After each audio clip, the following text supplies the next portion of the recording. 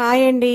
ఈ వేసవికాలం ఎండలకి ఏమీ తినబుద్ధి కాదు. అన్నం తినాలంటే చాలా ఇబ్బందిగా ఉంటుంది.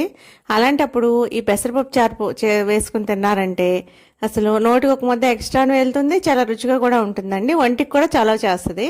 పెసరపప్పు చారు ఎలా చేసుకోవాలో ఒకసారి చూద్దాము. దీన్ని కొన్ని చోట్ల పెసర కట్ట అని కూడా అంటారు.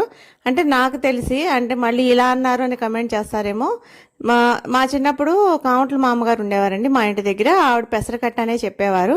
కొంతమంది చెప్పుడు పప్పుచారు అంటారు, కొంతమంది ఒక్కొక్కళ్ళు ఒక్కొక్క స్టైల్లో పిలుస్తారు. మన ఇంట్లో ఏ కూరగాయలు లేకపోయినా ఒక ఉల్లిపాయ టమాటా ఉంటే చాలండి. అవి వేసేసుకొని కొద్దిగా ఆయిల్ వేసి అవి వేగిన తర్వాత ఉప్పు కారం పసుపు వేసుకొని కొద్దిగా వాటర్ అయితే వేసి అందులోనే కరివేపాకు కొమ్మలు అయితే వేసానండి. నేను పెసరపప్పు ఉడకబెట్టి పక్కన పెట్టేసుకున్నాను. దాన్ని ఇట్లా మెదిపాను. మిక్సీ అది ఏం పెట్టక్కర్లేదండి, మెదుపుకుంటే సరిపోతుంది. ఇది మరిగేటప్పుడు ఆ మెదుపుకున్న పెసరపప్పును దీనిలో వేసేయాలి.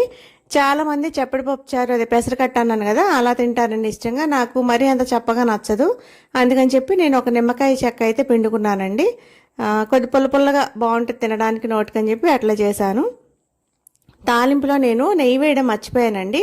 ఈ తాలింపులో అయితే నెయ్యి వేసుకోండి, చాలా బాగుంటుంది. ఈ కొత్తిమీర కూడా ఇంట్లో ఉంటే వేసుకోవాలి, లేదంటే లేదు. వెనక ఈ కొత్తిమీరలు ఇవన్నీ ఏమి ఉండేవి కాదండి. ఏదో మామూలుగా చేసేవారు, అయినా సరే చాలా రుచిగా ఉండేవి. కానీ అంత టేస్ట్ ఇప్పుడైతే ఉండట్లేదు. నేను నెయ్యి వేయడం మర్చిపోయానన్నాను కదా, నెయ్యి అయితే వేసుకోండి. ఈ తాలింపు వేసేసుకుని ఈ తాలింపు చారులో వేసుకుంటే గుమ్మగుమ్మలాడే పెసరపప్పు చారు అయితే రెడీ అయిపోయిందండి. మీరు తప్పకుండా ట్రై చేయండి. ట్రై చేసి ఎలా వచ్చిందో కమెంట్ చేయడం అయితే మర్చిపోకండి. ఈ వీడియో నచ్చితే ఒక లైక్ చేసి షేర్ చేసి కమెంట్ చేసి జాలిపూడి వంటని సబ్స్క్రైబ్ చేసుకోండి. Thank you. బాయ్.